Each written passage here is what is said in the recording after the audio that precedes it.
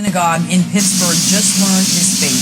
A federal jury is calling for the death penalty in the sentencing of Robert Bowers. So let's go straight now to CNN's Danny Freeman, who is in Pittsburgh covering all of this. He has more on this developing story. Danny, what more do we know? Well, Brianna, after more than 9 weeks of trial, more than 100 witnesses called, in the end, the jury took just 10 hours to deliberate over 2 days to come up with that sentence. A jury of 5 men and 7 women recommending a sentence of death for 50-year-old Robert Bowers. And, of course, that is for the massacre at the Tree of Life Synagogue that happened in October of 2018. There were 3 congregations.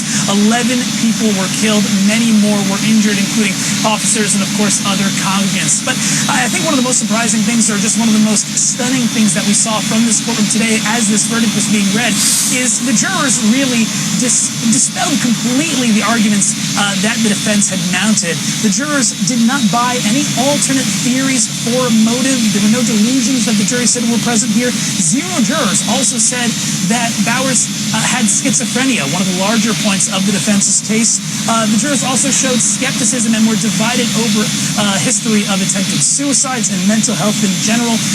In contrast, the jury really clearly agreed with the prosecution that this was a pre-planned attack, that this was motivated purely by systematic hatred of Jews, and that Robert Bowers showed no remorse, not only at the time, but also in the years since this attack. And Brianna, I just want to release a statement. We are finally getting some reaction from the families who were impacted that day nearly 5 years ago. 97-year-old Rose Mallinger, she was one of the victims who was shot and killed at the synagogue. Her daughter, Andrea Wedner, was there with her. She actually survived the shooting. We have a statement that I'm going to read in part from the Wedner-Mallinger family. It reads, "This sentence is a testament to our justice system and a message to all that this type of heinous act will not be tolerated."